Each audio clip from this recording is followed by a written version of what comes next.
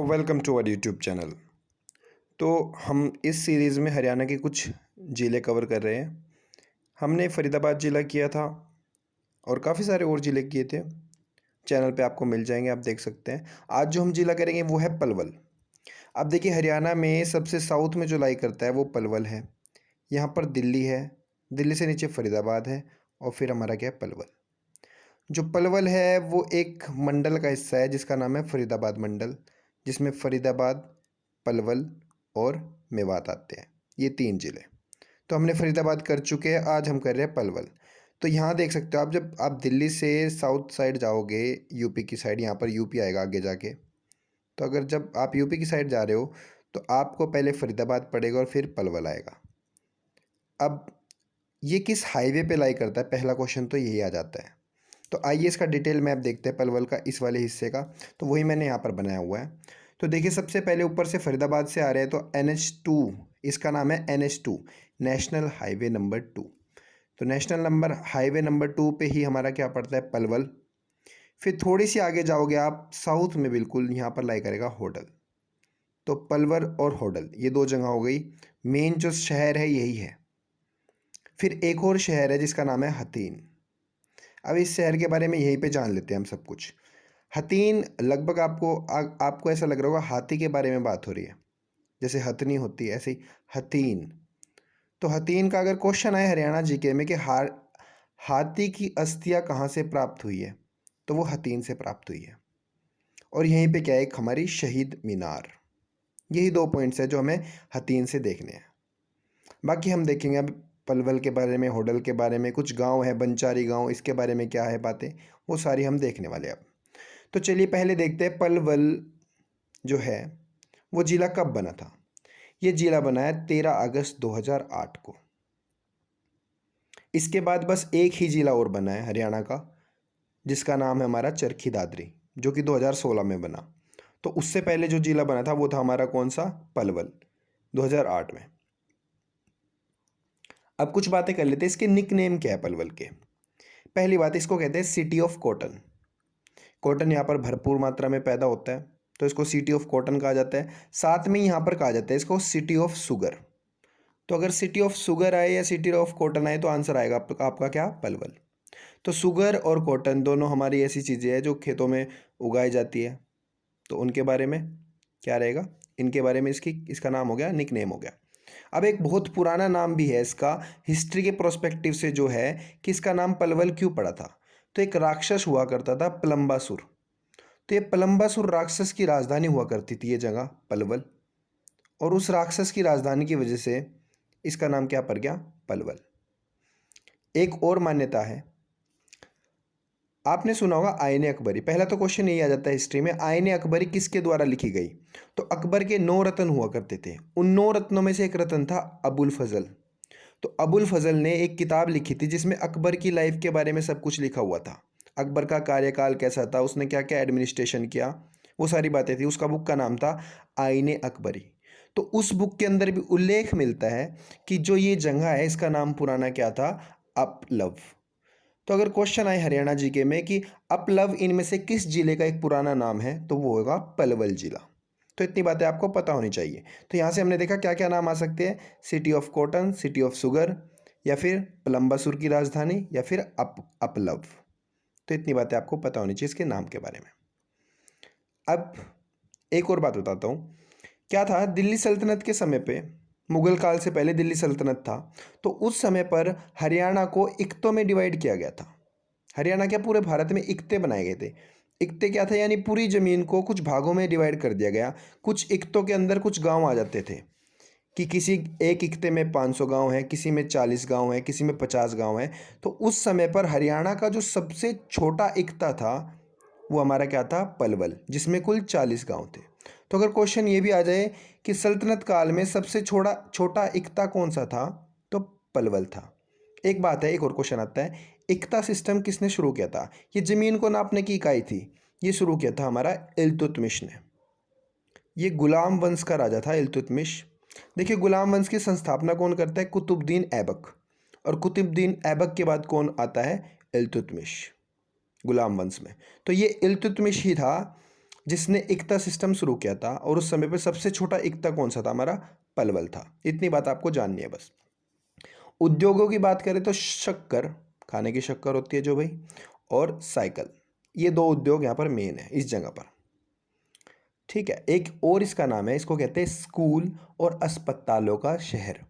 तो कई सारे नाम हमने देख लिया, cotton of city of cotton, city of sugar, और स्कूल और अस्पतालों का शहर। तो इतनी बातें इसके नाम के बारे में हो गई। अब थोड़ा हम इंपॉर्टेंट क्वेश्चन देखते हैं।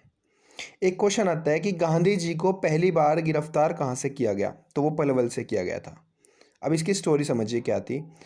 1919 में अंग्रेजी सरकार एक कानून लगाती है जिसको कहते हैं रोलेट एक्ट। अब वो रोलेट एक्ट क्या था? इसके अंतर्गत क्या था, किसी भी व्यक्ति को सरकार जेल में डाल देगी और बिना उसको कोर्ट के सामने पेश किए, उस बंदे को पता ही नहीं होगा कि उसको कब कोर्ट के सामने पेश किया जाएगा, कब उसको बरी किया जाएगा, उसको कुछ नहीं पता होता था उस बंदे को। यानी पुलिस आपको अंधाधुंध जेल में डालेगी, आपकी सुनवाई होएगी ही नहीं। तो ये था रोयलेट एक्ट में, यानी किसी को भी जेल में उठा के डाल देगी और आपको न्याय नहीं दिया जाएगा, आपको कोर्ट के सामने पेश नहीं किया जाएगा। भाई जब आप कोर्ट के सामने पेश होएगे तभी तो आपके ऊपर धाराएं लगेगी, यानी आपने क्या क्राइम किया और क्या नहीं। और अगर आपको पेश ही नहीं किया जा रहा तो आप अपने आप को यानी हमने कोई गलती नहीं की ऐसे कैसे प्रूव करोगे जब आपको पेश ही नहीं किया गया कि मैं तो क्रिमिनल नहीं हूँ। क्रिमिनल तो आप तभी आप अपने आप को मना करोगे ना कि मैं क्रिमिनल नहीं हूँ, जब आप कोर्ट के सामने पेश हो जाओगे। तो अगर कोर्ट के सामने पेश ही नहीं हो रही तो खुद को मासूम कैसे प्रूव करेंगे? तो यही था रोलेट एक्ट। तो इसके खिलाफ गांधी जी ने एक आंदोलन चलाया था, रोलेट सत्याग्रह। तो उस सत्याग्रह के लिए गांधी जी क्या था, मुंबई साइड से आ रहे थे, और जैसे ही वो हरियाणा के अंदर एंट्री लेने लगे बम्बई से आते समय, तो वो पलवल से यहाँ से एंट्री ले रहे थे हरियाणा में, और उन्हें इसी रेलवे स्टेशन पे यहाँ पर पकड़ लिया गया। तो यही क्वेश्चन आता है कि गांधी जी की गिरफ्तारी कहाँ से हुई थी? तो पलवल से हुई थी। अब इससे कुछ बातें याद रखें। गांधी जी की गिरफ्तारी इस जगह से हुई थी, इसको एक यादगार तौर पे याद रखने के लिए क्या था, सुभाष चंद्र बोस ने 1938 में पलवल के अंदर एक बनवा दिया, महात्मा गांधी आश्रम। तो अगर क्वेश्चन आए महात्मा गांधी आश्रम कब बना, कहाँ पर बना, किसके द्वारा बनाया गया, तो सुभाष चंद्र बोस ने 1938 में महात्मा गांधी आश्रम पलवल में बनाया। ठीक है, ये तो होगी महात्मा गांधी जी से रिलेटेड बात। अब अगली बात, जब सुभाष चंद्र बोस जी ने ये आश्रम बनाया तो इनके रिलेटेड भी एक जगह है यहाँ पर जिसका नाम है सुभाष चंद्र बोस स्टेडियम। यानी यहाँ पर एक खेल कूद के लिए एक स्टेडियम बनाया गया जिसका नाम है सुभाष चंद्र बोस स्टेडियम। तो इतनी बातें आपको पता होनी चाहिए गांधी जी से और सुभाष चंद्र बोस से रिलेटेड इस जगह पे। अब हम आते हैं मेन जगहें जो यहाँ पर लाई करते हैं, पलवल में क्या है और होडल में क्या है। इन्हीं दो जगहों पे हमारी मेन जगहें हैं। इससे पहले मैं आपको बताना चाहूँगा, एक राजा हुआ है सूरजमल। यहाँ पर राजस्थान है भाई, हरियाणा के इस साइड, और यहीं पे भरतपुर लाई करता है। तो भरतपुर रियासत के एक जाट राजा थे जिनका नाम था क्या, सूरजमल, जो कि 1707 से 1763 तक जिनका कार्यकाल रहा है।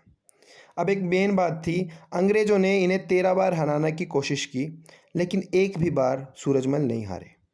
तो इन्हीं सूरजमल के एक शादी होती है एक महिला से जिसका नाम था क्या, किशोरी। तो महारानी किशोरी इनकी वाइफ होती है राजा सूरजमल की। ये भरतपुर के थे यानी खुद राजस्थान के थे, और इनकी शादी हो जाती है कहाँ पर, पलवल में आके, यहाँ पर इनकी ससुराल होती है। तो अब इनकी वाइफ थी क्या, महारानी किशोरी, और किशोरी के पिता कौन थे, कांसीराम। तो कांसीराम की पुत्री थी कौन, किशोरी। तो महाराजा सूरजमल ने कुछ जगहें बनवा रखी है कहाँ पर, हमारे होडल में, पलवल में। तो उन जगहों के नाम क्या है, एक तो आपको मिलेगा किशोरी बाई तालाब, यानी इनकी वाइफ के नाम के ऊपर ही एक तालाब बना दिया गया सूरजमल के द्वारा, जिसका नाम है किशोरी बाई तालाब, या जिसका दूसरा नाम है सती का तालाब। तो अगर हरियाणा जीके में क्वेश्चन आए सती का तालाब कहाँ है या किशोरी बाई तालाब कहाँ है, तो वो होडल में है। होडल यहाँ पर लाई करता है भाई, ये वाली जगह। तो ये दोनों चीज़ें कहाँ पर, दोनों मतलब चीज़ें एक ही है, नाम अलग अलग है। तो सती का मंदिर कह लो, सती का तालाब कह लो, किशोरी बाई का तालाब कह लो। किशोरी बाई कौन थी, इनकी वाइफ। तो ये सारे कहाँ हैं, होडल में। अगली बात, मैं यहाँ पर एक क्वेश्चन पूछता हूँ आपसे, रानी का तालाब किस जिले में है और एक देवी का तालाब किस जिले में है? आप जरूर बताएं कमेंट सेक्शन में, नहीं बताओगे तो मैं आंसर जरूर करूँगा। तो सूरजमल की वाइफ से रिलेटेड देख लिया हमने, यहाँ पर क्या है। अब अगली बात, जैसे ही एक तालाब बनाया गया किशोरी बाई के नाम पे, ऐसे ही क्या है, किशोरी बाई महल, यानी जहाँ पर रानी रहती होगी, तो उसका नाम क्या होगा? किशोरी बाई महल। तो किशोरी बाई से रिलेटेड कोई भी क्वेश्चन आए, आप पलवल पे पहुँच जाना सीधा, यानी पलवल ज़िले पे, और मेनली कहाँ? होडल के अंदर। ठीक है। ऐसे ही जो महारानी किशोरी के पिताजी थे कांसीराम, उन्होंने एक जगह का निर्माण करवाया था जिसको कहते हैं 12 खंबा छतरी। तो ये भी कहाँ है? होडल में। तो देखा जाए तो राजा सूरजमल की जो ससुराल थी, उसका लेन देन कहाँ से है? होडल से। उनके ससुर ने यहाँ पर क्या बनवाया? 12 खंबा छतरी। और सूरजमल ने खुद क्या बनवाया यहाँ पर? रानी का तालाब, सती का तालाब। सती का तालाब यानी अपनी पत्नी का, किशोरी बाई का तालाब। रानी का तालाब तो आपको बताना है कहाँ पे बना हुआ है। ठीक है। तो सती का तालाब यहाँ पर बनवाया राजा सूरजमल ने, और किशोरी बाई महल भी यहीं पर बनवाया। तो ये सारी बातें थी यहाँ से। एक और बात है, राजा सूरजमल ने एक बनवाई है होडल की सराय। होडल तो शहर का नाम है, और सराय क्या है? ठहरने की जगह। यानी पहले क्या होता था, यात्रीगण जाते रहते थे इधर से उधर, तो बीच में उन्हें विश्राम करने के लिए कुछ जगहों पे रुकना पड़ता था, तो उनको क्या कहते थे? सराय। तो अगर सिंपल ये है होडल की सराय किस ज़िले में है, तो आपको पहले ये पता होना चाहिए कि होडल किस ज़िले में है। अगर आपको यही पता है होडल किस ज़िले से, तो आपको पता लग जाएगा कि वो पलवल ज़िले की बात कर रहे हैं। तो यही बातें आपको पता होनी चाहिए। अब अगली बात भाई, मैंने ये सारी चीज़ें एक जगह पर लिख रखी है होडल के बारे में, कि सती का तालाब, किशोरी बाई तालाब, किशोरी बाई महल और 12 खंबा छतरी। ठीक है। अब एक बात करते हैं पांडवों से रिलेटेड। क्या हुआ था? महाभारत काल में कौरव और पांडव हुआ करते थे, 5 पांडव थे। तो उन पांडवों से रिलेटेड 2 जगह है, एक हमारी पलवल में है और एक हमारी कहाँ है? होडल में। तो जो होडल की बात करें तो यहाँ पर एक पांडव वन, यानी जहाँ पर पांडवों ने अज्ञातवास बिताया था। पांडवों को 13 साल का अज्ञातवास मिला था। कौरव उनसे एक शर्त में जीत गए थे, आपने देखा होगी वो स्टोरी, जहाँ पर वो चौसर खेलते हैं और शकुनी मामा जीत जाता है। फिर पांडवों को 13 साल के लिए अज्ञातवास पे जाना पड़ता है। तो उन अज्ञातवास के समय पांडव हरियाणा के अलग अलग जगहों पे घूमे हैं, तो उनका वर्णन होता है कहाँ पर उन्होंने क्या क्या किया। तो ऐसे ही पांडव वन भी एक जगह है जिसका नाम पांडवों के ऊपर ही रखा गया, वो कहाँ पर है? हमारी होडल में। वहीं पर एक मंदिर है, एक गुफा है और एक क्या है? वन है। तो ये होडल में। क्वेश्चन इतना आ सकता है, पांडव वन किस जिले में है?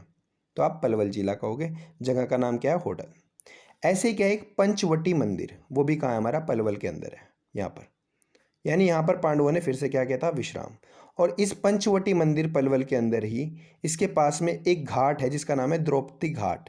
तो 5 पांडवों की जो वाइफ थी उसका नाम था द्रौपदी। तो द्रौपदी घाट भी हमारा कहाँ है? हमारा पलवल के अंदर है। तो यही सारी बातें थी जो हमने कवर करने की कोशिश की है। मैक्सिमम चीज़ें हमने कर ली है। एक बार और समझिए कि जो कांसीराम ने जो 12 खंबा छतरी बनवाई थी वो तो थी यहाँ, लेकिन अगर कांसीराम के खुद के रहने की जगह देखी जाए कि कांसीराम की हवेली कहाँ पर है, तो वो थी हमारी कहाँ? पलवल के अंदर। यानी कांसीराम की हवेली यहाँ पर थी, लेकिन उसने अपनी बेटी के लिए जो जगह, उसकी बेटी के लिए जो जगह बनी थी वो यहाँ पर थी। कांसीराम यहाँ पर था, उसकी हवेली यहाँ पर थी। जो उसने 12 खंबा छतरी बनवाई थी वो यहाँ पर थी। और ऐसे ही उसकी बेटी के लिए क्या था? किशोरी बाई महल, किशोरी बाई तालाब, वो कहाँ था? सारे होडल में थे। तो ये सारी बातें आपको पता होनी चाहिए, माइंड में क्लियरिटी होनी चाहिए आपके। फिर एक लास्ट क्वेश्चन बच जाता है कि दाऊ जी का मंदिर कहाँ पर है? अब श्री कृष्ण के जो बड़े भाई थे उनका नाम था दाऊ जी या बलराम, उनका दूसरा नाम क्या था? दाऊ जी। तो बलराम का जो मंदिर है वो यहाँ पर लाई करता है। गांव का नाम है बंचारी गांव, बहुत इंपॉर्टेंट गांव है, इसको याद कर लीजिए। बंचारी गांव में क्या है? हमारा दाऊ जी का मंदिर। एक और बात है, बंचारी गांव में एक मेला लगता है जहाँ पर आस पास के 24 गांव आते हैं, और इस मेले का नाम है होली का मेला। तो बहुत ही फेमस मेला है। आस पास के 24 गाँव से आज समझ लीजिए कितने हज़ार लोग आते होंगे इस मेले में। और बंचारी गांव को ही कहा जाता है कवियों का गांव। तो बंचारी गांव से 3 क्वेश्चन हो गए, दाऊ जी का मंदिर, कवियों का गांव और होली का मेला। तो ये सारी बातें हमने कवर करने की कोशिश की। आप इसका स्क्रीनशॉट भी ले सकते हैं अगर आपको ढंग से पढ़ना है। और लास्ट के जो क्वेश्चन बचते हैं वो है, 2 महल है हमारे, एक मटीला का महल या मटीला का किला, और दूसरा क्या है हमारा? मटिया महल। जो मटिया महल था वो मुगल्स ने बनवाया है, और जो इसका नाम है दूसरा मटिया महल का, वो है हमारा मीनार किला। तो आपके सामने अगर क्वेश्चन आए मीनार किला कहाँ पर है या मटीला का किला कहाँ पे है, तो ये सारे कहाँ है? हमारे पलवल के अंदर। ये मुगल्स ने बनवाया था मटिया महल, और जो हमारा मटीला का किला है वो बनवाया था शेर शाह सूरी, सूरी डायनेस्टी के थे। तो बस भाई यही बातें थी सारी हमारी पलवल के अंदर। Hope you like it. अपने दोस्तों के साथ इसको ज़रूर शेयर करना और मैं फिर से नए लेक्चर के साथ आऊँगा। So thank you.